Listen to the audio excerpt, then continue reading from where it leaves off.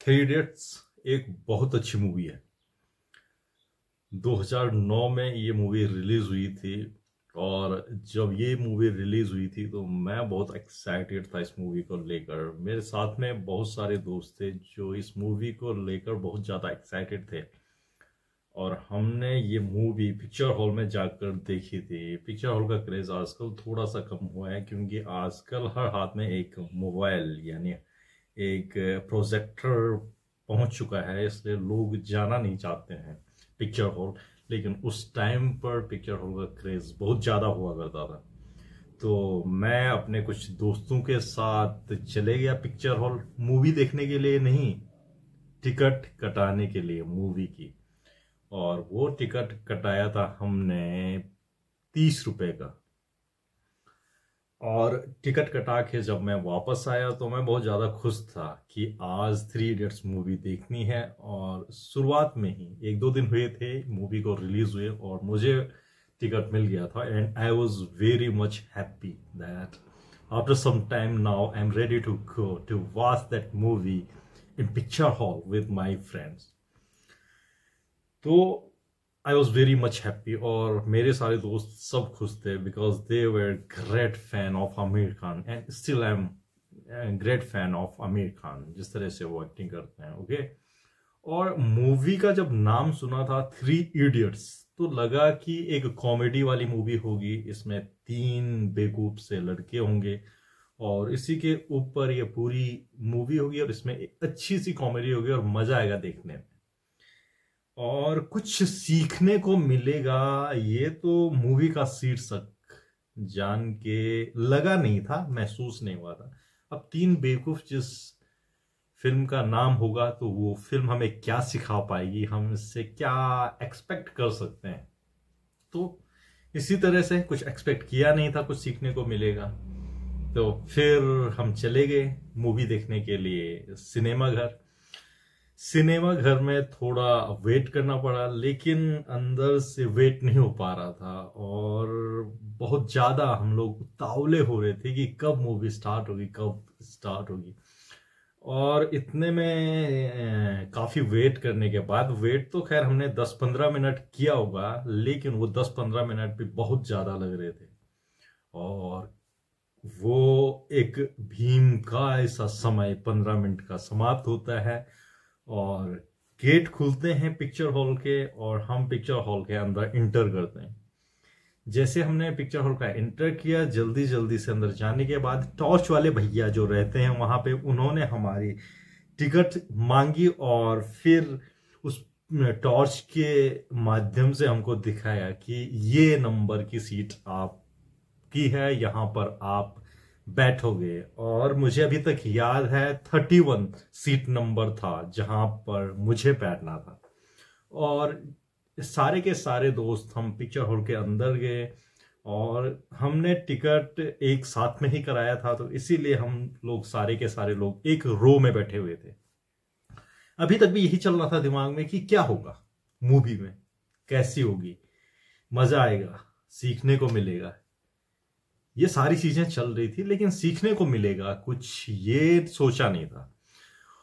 और फिर इतने में क्या होता है कि एक आवाज आती है और पर्दे में हमको एक एड दिखता है, एडवर्टिजमेंट, वही तंबाकू वाला कि तंबाकू को खाने से हमारे शरीर में कैंसर हो सकता है। और ये एड 5 मिनट तक चला, मतलब उस टाइम के हिसाब से अगर देखा जाए तो ये केवल 5 मिनट तक नहीं चला, ये पूरे 5 मिनट तक चला। और हम बहुत ज्यादा एक्साइटेड थे और वेट नहीं हो पा रहा था, बहुत ज्यादा उतावले हो रहे थे कि कब मूवी स्टार्ट होगी। और ऐसे में ये 5 मिनट का बहुत बड़ा समय समाप्त होता है और फिर हमने मूवी की पहली झलक देखने स्टार्ट किया। और उसके बाद हम कुछ भी नहीं सोच रहे थे, बिल्कुल वही सोच रहे थे जो हमारे सामने पर्दे पे चल रहा था। तो जैसा हम एक्सपेक्ट कर रहे थे कि मूवी में 3 बच्चे होंगे, बड़े होंगे और वो कुछ बेवकूफियां करेंगे और उनकी बेवकूफियां ही हमारे लिए कॉमेडी का काम करेंगे। तो एज एक्सपेक्टेड उस तरह सब होते होते गया। बट एट द एंड जब मूवी कंप्लीट हुई, लगभग 2.5 घंटे की मूवी थी, और 2.5 घंटे के बाद जब मूवी कंप्लीट होती है, तो मूवी खत्म होने के बाद हमको इस चीज का एहसास हुआ कि हाँ, मूवी में एग्जैक्टली वही चीजें हुई जो हमने एक्सपेक्ट किया था कि 3 लड़के होंगे, वो कुछ बेवकूफियां करेंगे, उनकी बेवकूफियों को हम देखेंगे और वो एक कॉमेडी बनाएंगे और इस तरह से मूवी समाप्त हो जाएगी। लेकिन एक चीज इसमें हमारे एक्सपेक्टेशन के अपोज में आकर खड़ी हुई, वो जो हमने सोचा था कि 3 इडियट्स, मूवी का नाम ही 3 इडियट्स है, 3 बेवकूफ, ये मूवी हमें क्या सिखा सकती है। लेकिन एट द एंड पता चला कि इस मूवी ने हमें बहुत सारी चीजें सिखा दी, जैसे कि जो हमारा थियोरेटिकल नॉलेज होता है, इसको किस तरह से हमें प्रैक्टिकल नॉलेज में परिवर्तित करना है, और साथ में एक जीवन का सत्य कि जब हमारे दोस्त सक्सेसफुल होते हैं तो हमें खुशी होती है, लेकिन जब वो हमसे ज्यादा सक्सेसफुल हो जाते हैं, जब वो हमसे आगे ऊपर वाली सीढ़ी पर रहते हैं और हम नीचे वाली सीढ़ी पर रहते हैं, तो तब हमारा मनोभाव कैसा होता है, ये भी उस मूवी ने हमको सिखाया है। एक्चुअली सिखाया नहीं है, ये चीज तो हमको पहले से पता होती है, लेकिन इसको हमने पर्दे पर देखा है और इसको और ज्यादा अच्छी तरह से एनालाइज किया है। तो इस तरह से काफी सारी चीजें, और फिर एक इतना सेल्फलेस कोई इंसान कैसे हो सकता है। उसमें जो आमिर खान का कैरेक्टर है, वो अपनी पूरी पढ़ाई कंप्लीट करते हैं, पूरी पढ़ाई का मतलब डिग्री लेने तक, बचपन से लेकर डिग्री लेने तक, और वो पढ़ाई का जो क्रेडिट होता है और वो पढ़ाई का जो मैटेरियलिस्टिक व्यू पॉइंट होता है, मैटेरियलिस्टिक व्यू पॉइंट का मतलब क्या होता है, मेनली उसको मनी के फॉर्म में हम देख सकते हैं। तो वो सारी चीजें ना, उनके पास उसका ये कुछ मैटेरियलिस्टिक व्यू पॉइंट रहता है, और ना ही जो डिग्री उन्होंने ली है वो डिग्री का स्टेटस उनके पास रहता है। तो कैसे कोई इंसान हो सकता है कि जो मेहनत उसने की है उसके लिए जो उसको रिवार्ड मिलना चाहिए पैसे, मनी के रूप में, वो भी उसको नहीं चाहिए, और जो स्टेटस उसको चाहिए दुनिया के सामने, वो स्टेटस भी उसको नहीं चाहिए। तो ये भी हमने उस मूवी से देखा है कि इतना सेल्फलेस भी कैसे इंसान हो सकता है, जो कि एक प्रैक्टिकल लाइफ में होना किसी इंसान का बहुत ही ज्यादा टफ लगता है। ठीक है, बेसिकली ये सारी चीजें तो आपने मूवी देखने में आपको पता चली होंगी, लेकिन आप सोच रहे होंगे कि ये अगर इतनी ही ज्यादा इंटरेस्टिंग है तो एक बार भाई मैं फिर से मूवी को देख लेता हूं, तो इतना पका क्यों रहा है। तो एक्चुअली मेरे पकाने के पीछे जो कारण है वो ये है कि ये जो आमिर खान का कैरेक्टर है मूवी में, पहले रेंचो का, और फिर जब वो लद्दाख चले जाते हैं और वहां पर एक प्रैक्टिकल स्कूल को स्टार्ट करते हैं, फिर उनका नाम हो जाता है वहां पे फुनसुक वांगडू। और एक्चुअली में उनका नाम जो होता है मूवी में एक छोटा सा पार्ट है जहां पर आपको पता चलेगा कि उनका रियल नाम होता है छोटू। तो उनका ये जो कैरेक्टर है ये किसी की रियल लाइफ से इन्फ्लुएंस होकर लिया गया है। अब रियल लाइफ से इन्फ्लुएंस होकर लिया गया है, इसका यह मतलब नहीं कि जो जो चीजें फिल्म में दिखाई गई हैं वो सारी चीजें उनके साथ में रियल लाइफ में हुई हैं। मोस्ट ऑफ जो चीजें हैं उनके साथ में रियल लाइफ में ये चीजें हुई हैं। तो बड़ा अजीब सा लगता है कि कोई इंसान ऐसा भी हो सकता है, फुनसुक वांगडू जैसा, रेंचो जैसा, जिसको कि जो कि इंजीनियरिंग का टॉपर होता है, वो भी टॉप मोस्ट इंस्टीट्यूट, इंडिया के टॉप मोस्ट इंस्टीट्यूट में, और वो जो रुतबा है, वो जो क्रेडिट है, वो उस बंदे को खुद को नहीं चाहिए। उस क्रेडिट को छोड़कर वो कहीं हिमालय की वादियों में चला गया है। इस तरह का कैरेक्टर है जो कि सोचने में थोड़ा अटपटा सा लगता है, लेकिन ये एक रियल लाइफ से जुड़ी कहानी तो नहीं कह सकते हैं, लेकिन ये कैरेक्टर जो है ये रियल लाइफ से जुड़ा हुआ है।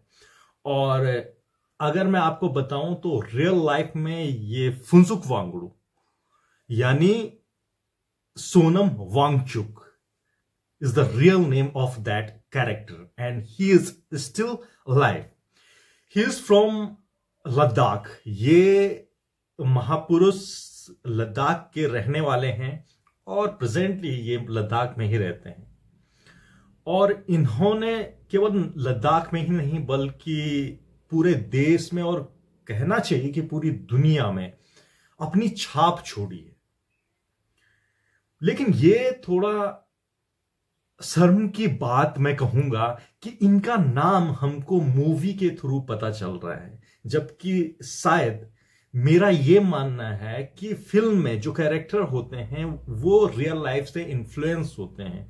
तो पहले हमें उनके बारे में रियल लाइफ में जानना चाहिए, पता चलना चाहिए, और तब जाकर उनके ऊपर फिल्म बननी चाहिए। जैसे महेंद्र सिंह धोनी के नाम आप जानते होंगे, पहले हम उनको एक क्रिकेटर के रूप में जानते हैं और बहुत फेमस वो हैं, और फिर जाकर उनके ऊपर एक फिल्म आई गई है। लेकिन सोनम वांगचुक जो कि रियल लाइफ में हीरो हैं, उनके साथ में ये काम उल्टा हुआ है। उनको पहले फिल्माया गया और फिर जाकर हमको उनके बारे में ज्यादा चीजें पता चली। खैर, वो फेमस तो थे लेकिन हमने उनके बारे में जानने की ज्यादा कोशिश नहीं की। तो आज मैं बेसिकली उनके बारे में थोड़ा सा आपको बताना चाहता हूं कि ये सोनम वांगचुक जो हैं, इनकी स्टोरी क्या है। तो ये लद्दाख में पैदा हुए हैं, वहीं पर पले बड़े हुए और फिर इन्होंने प्राइमरी एजुकेशन वहीं एक छोटे से गांव से ली है। उसके बाद जैसे अपनी प्राइमरी एजुकेशन खत्म करने के बाद सेकेंडरी एजुकेशन और इंजीनियरिंग की पढ़ाई करने के लिए ये श्रीनगर गए। वहां से इन्होंने अपनी इंजीनियरिंग की पढ़ाई की और इसी इंजीनियरिंग की पढ़ाई के दौरान ये एक सोशल एक्टिविस्ट के रूप में भी इन्होंने काम किया। और सोशल एक्टिविस्ट होते हुए इन्होंने समाज में लोगों की बहुत सारे प्रॉब्लम्स, छोटी छोटी प्रॉब्लम्स को जानने की कोशिश करी, उस पर रिसर्च की और उन प्रॉब्लम्स को कैसे सॉल्व किया जा सकता है इसके बारे में, इसका सॉल्यूशन निकालने की कोशिश की। और काफी हद तक ये इसमें सक्सेसफुल हुए हैं और अभी तक भी इनका ये एक्सपेरिमेंट और रिसर्च जारी है और अभी तक भी ये लोगों के प्रॉब्लम्स के सॉल्यूशंस को ढूंढने में लगे हुए हैं। इन्होंने अपने लोगों के लिए काफी सारे काम किए, काफी सारे इनोवेशंस किए और ओवरऑल देखा जाए तो पूरी कंट्री के लिए भी इन्होंने काफी बड़े बड़े सोशल एक्टिविटीज करी। और एक बहुत ही इंपॉर्टेंट काम इन्होंने हमारे देश की आर्मी के लिए किया है और कह सकते हैं कि लद्दाख के लोगों के लिए किया है, जहां पर जो टेम्परेचर होता है वो माइनस में होता है और it is very much tough to survive there in those conditions. तो ऐसे कंडीशंस में हमारे देश की जो आर्मी होती है उनको सियाचिन ग्लेशियर्स पे और काफी सारे ग्लेशियर्स पे रहना पड़ता है हमारे देश की सिक्योरिटी के पर्पज से, और उनकी लाइफ वहां पे बहुत ज्यादा टफ होती है। तो इन्होंने एक नए कॉन्सेप्ट का आगाज किया और उस नए कॉन्सेप्ट में इन्होंने एक ऐसे टेंट बनाए जो सोलर एनर्जी से हीट हो सके, गर्म हो सके। तो उसको हम कहते हैं सोलर हीटिंग टेंट। तो सोलर हीटिंग टेंट इन्होंने बनाया है और ताकि हमारे देश की आर्मी ग्लेशियर्स पे आराम के साथ रह सकें।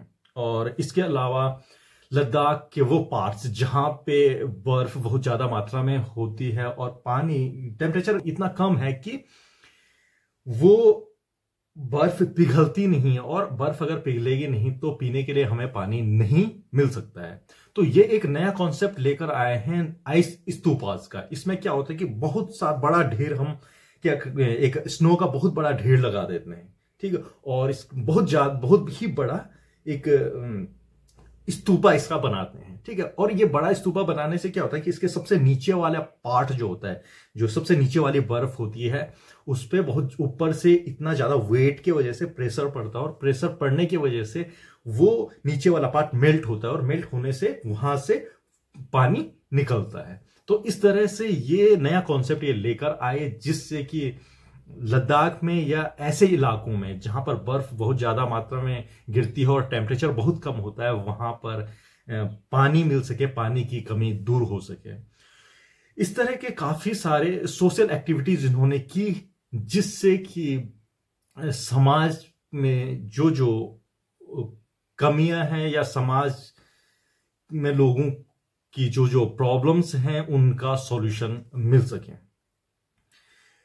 ये सारी एक्टिविटीज ये अपने कॉलेज लाइफ से करते हुए आए हैं। और जैसे इन्होंने अपना कॉलेज कंप्लीट किया, इंजीनियरिंग की पढ़ाई कंप्लीट की, तो वैसे तो माना जाता है कि इंजीनियरिंग की पढ़ाई को कंप्लीट करने के बाद एक इंसान एक अच्छा इंजीनियर बनता है। उसके बाद वो एक अच्छा इंसान बने या ना बने, एक अच्छा डॉक्टर बन पाए या ना बन पाए, एक शिक्षक या जो भी हमारे अलग अलग एरियाज होते हैं उनमें एक्सपर्टीज प्राप्त कर सके ना, चाहे ना कर सके, लेकिन इंजीनियरिंग में जरूर वो सक्सेसफुल हो पाता है। लेकिन ये एक ऐसे इंसान हैं जो इंजीनियरिंग की पढ़ाई कंप्लीट करने के बाद न केवल एक इंजीनियर बने, बल्कि एक इंजीनियर, एक डॉक्टर, एक शिक्षक, एक गुड पर्सन, हर जगह पे इन्होंने क्या किया है, एक्सपर्टीज हासिल किया है। साइंस के फील्ड में भी, क्योंकि साइंटिस्ट हम किसको बोलते हैं, जो किसी चीज का इनोवेशन करते हैं। Okay, so we can say he was also a scientist, और overall we can say that he is all in one. और बेसिकली इन्होंने एक बहुत अच्छा काम किया है, जो कि आपने नई शिक्षा नीति के बारे में सुना होगा कि 2020 में नई शिक्षा नीति बनी है। और ये नई शिक्षा नीति में एक वोकेशनल एजुकेशन, बेसिकली क्या होता है कि आज तक हमारे कंट्री में जो एजुकेशन चलते हुए आ रहा है, तो एक पैटर्न बना हुआ था एजुकेशन का, और क्लास 12th तक आपने उसी पैटर्न के थ्रू चलना है। ओके, और मे बी किसी किसी केस में तो क्लास 12th के बाद 3 साल का ग्रेजुएशन भी आपने करना है एक कॉमन पैटर्न के through, and after that you will choose a vocational education, कि नौकरी पाने के लिए या अपने स्किल को डेवलप करने के लिए आपको एक एजुकेशन करना है। तो सोचिए 12 साल का आपका एजुकेशन हो गया, और उसके बाद 3 साल और 15 साल कंप्लीट करने के बाद एजुकेशन के फील्ड में, तब आप ये सीखोगे कि आपको किस फील्ड में जाना है, क्या करना है, कौन से स्किल को आपने डेवलप करना है। ये हमारी पुरानी शिक्षा नीति थी, और इसको तब्दील करके 2020 में ये नई शिक्षा नीति बनाई गई, और इसके तहत हमको क्लास 6 से ही वोकेशनल एजुकेशन मिलना स्टार्ट होगा। मतलब जिसकी जिस फील्ड में एक्सपर्टीज है, जिसका जिस फील्ड में इंटरेस्ट है, उसको उसी फील्ड का एक्सपर्ट बनाया जाएगा। इस तरह इस शिक्षा नीति में यह चीज बताया गया है, और very soon it is going to be implemented. Okay, तो हमारे जो फुनसुक वांगडू नहीं, सोनम वांगचुक जी ने इस कॉन्सेप्ट को आज से न जाने कितने साल पहले स्टार्ट कर दिया था। तो एक तरफ से कह सकते हैं कि गवर्नमेंट के लिए ये एक इंस्पिरेशन का काम भी इन्होंने किया है, डायरेक्टली बोले या इनडायरेक्टली बोले। और इस तरह से काफी साल पहले इन्होंने एक स्कूल बनाया, मतलब अपने एजुकेशन को कंप्लीट करने के बाद लद्दाख में इन्होंने एक बोर्डिंग स्कूल बनाया, जिसमें कि बच्चे वहीं स्कूल में रहते हैं, और उनको जिन चीजों की जरूरत होती है, मोस्ट ऑफ चीजें वहां पे खुद प्रोड्यूस की जाती हैं, और उनको प्रोड्यूस करने के प्रोसेस में उनको यह सिखाया जाता है। यही वोकेशनल एजुकेशन का पार्ट है कि जो चीजें हमें चाहिए उनको कैसे हम प्रोड्यूस कर सकते हैं, और वहां के बच्चे खुद हर चीजों को, जिन चीजों को उनकी रिक्वायरमेंट होती है, उन चीजों को वो खुद ब खुद प्रोड्यूस करते हैं। और ये चीज उनके जो टीचर हैं सोनम वांगचुक, उन्होंने इनको सिखाया है, और वो अभी भी वहां पर सिखाते हैं, बच्चे वहां पर अभी भी रहते हैं। अब बात यह है कि वहां पे जो बच्चे रहते हैं उनके लिए एक स्पेशल एलिजिबिलिटी होती है। ऐसे नहीं कि हमारे देश के किसी भी कोने से बच्चे वहां पर अपना एडमिशन पा सकते हैं आसानी से। वहां पर एडमिशन पाना इतना आसान नहीं है। वहां पर एडमिशन पाने के लिए सबसे इंपॉर्टेंट चीज यह है कि आपको कम से कम एक बार किसी क्लास में फेल होना पड़ेगा, और अगर आप जितनी ज्यादा बार किसी क्लास में फेल हुए होंगे, सपोज आप 3, 4, 5 बार फेल हुए हैं किसी भी क्लास में, तो it is very much easy for you to get admission in that school. उस स्कूल में आपको एडमिशन पाना बहुत आसान है। लेकिन जो लोग कभी फेल नहीं हुए हैं उनको वहां पर एडमिशन पाना बहुत ज्यादा टफ हो जाता है। इस तरह का स्कूल उन्होंने वहां पर खोल रखा है। जहां पर हर इंसान परेशान है कि उनके बच्चे अच्छे मार्क्स लाएं, अच्छे परसेंटेज लाएं, अच्छे नंबर्स लाएं। भले मोरली वो कुछ सीखें या ना सीखें, डजेंट मैटर, प्रैक्टिकली वो कुछ सीखें या ना सीखें, डजेंट मैटर, बट नंबर्स अच्छे चाहिए। और उन्हीं नंबर्स के बेसिस पर बड़े बड़े शहरों में, बड़े बड़े स्कूलों में एडमिशंस लिए जाते हैं। लेकिन ये हमारे सोनम वांगचुक जी हैं जिन्होंने एक ऐसा स्कूल बनाया है जहां पर एडमिशन का क्राइटेरिया 90%, 95% मार्क्स नहीं है, बल्कि वहां का क्राइटेरिया है you have to fail in any class in your lifetime, then you will easily get admission in that school. So I think हमारे देश के एजुकेशन सिस्टम को चेंज करने से लेकर हो और हमारे इंडियन आर्मी के लिए या हमारी सोसाइटी के लिए या अपने लोगों के लिए, अपने लोकल लोगों के लिए जो भी प्रॉब्लम्स के सॉल्यूशंस सोनम वांगचुक जी लेकर आए और अभी भी वो उस अपने काम में कार्यरत हैं, अभी भी वो socially and we can say personally retire नहीं हुए हैं, अभी भी वो कार्यरत है अपने कार्य में। तो अभी एक्चुअली काफी सारी चीजें मैंने आपको बताने की कोशिश करी और आप जान भी गए होंगे। फुनसुक वांगडू मूवी में जिनका नाम है बार बार मुंह पे वही आ रहा है, और सोनम वांगचुक रियल में इनका नाम है इनके बारे में। तो अब मैं थोड़ा सा आपको इनकी प्रेजेंट स्टेटस के बारे में बता देता हूं। अभी प्रेजेंटली ये लद्दाख में ही रहते हैं और रिसेंटली इन्होंने 21 डेज और 1 मंथ, एग्जैक्टली मुझे पता नहीं है, कुछ अनशन किया था जिसमें कि ये पानी और नमक के दम पर जिंदा थे। और इनके कुछ प्रॉब्लम्स थे अपने एरिया, अपने लद्दाख को लेकर, जो कि एक न्यूली यूनियन टेरिटरी बनी है। तो कहते हैं कि अभी जो गवर्नमेंट चल रही है, तो इन्होंने इलेक्शन के टाइम में गवर्नमेंट ने कुछ वादे किए थे और कुछ आश्वासन दिए थे लद्दाख के लोगों को कि हम इस तरह के व्यवस्था आपके लिए करेंगे और जो हमारे कॉन्स्टिट्यूशन में है उसके हिसाब से आप लोगों को ये फैसिलिटीज दी जाएंगी। उसके बारे में मैं ज्यादा चर्चा करूंगा नहीं। तो वो फैसिलिटीज उनको नहीं मिलने के वजह से उनको लग रहा है कि कहीं ना कहीं हमारा लद्दाख की जो सोसाइटी है, उनका जो कल्चर है, उसके ऊपर समस्या के बादल मंडरा रहे हैं, ऐसा उनको महसूस हो रहा है। तो उसी परिप्रेक्ष्य में उन्होंने ये अनशन किया हुआ है और उम्मीद करता हूं कि ये अनशन उनका जल्दी खत्म हो जाएगा। और जो उनकी रिक्वायरमेंट हैं गवर्नमेंट से, तो मैं ये भी नहीं कहूंगा कि हर रिक्वायरमेंट उनकी पूरी होनी चाहिए, लेकिन इतना जरूर है कि गवर्नमेंट को उनके साथ में बैठकर जरूर बात करनी चाहिए और बैठकर बात करके एक बीच का रास्ता जो निकलता है जिससे कि वो भी संतुष्ट हो सकें, क्योंकि इतने बड़े वो इंपॉर्टेंट पर्संस हैं लद्दाख के लिए हो या हमारे होल कंट्री के लिए हो, काफी सारा कंट्रीब्यूशंस उन्होंने दिया है। तो ऐसे इंसान को अकेले अनशन पर छोड़ना मुझे थोड़ा ठीक नहीं लगता है। बाकी let's hope for the best from government and all the political parties, those who want to establish their power for next 5 years in our country. So I hope this story of Sonam Wangchuk was quite interesting और काफी सारे लोगों को ये story पता होगी भी और काफी सारे लोग पहली बार इसके बारे में सुन रहे होंगे। तो मुझे उम्मीद है कि आपको ये वीडियो अच्छी लगी होगी, थोड़ी सी नॉलेजेबल लगी होगी और सुनकर थोड़ा सा मजा आएगा। यदि ऐसा है तो आप इस वीडियो को अपने दोस्तों को भी शेयर कर दीजिए ताकि उनको भी सोनम वांगचुक जी के बारे में पता चल सके और उन्होंने क्या क्या चीजें हमारी कंट्री के लिए की हैं, क्या क्या कंट्रीब्यूशंस किए हैं, ये सारी चीजों का उनको भी पता चल सकें। और यदि आपको वीडियो अच्छी लगी तो मैं फ्यूचर में इस तरह की और भी वीडियोस लाने की कोशिश करूंगा। तो चैनल को सब्सक्राइब कर दीजिए, वीडियो को लाइक कर दीजिए, इससे मेरा थोड़ा क्या होगा, उत्साहवर्धन होगा। धन्यवाद।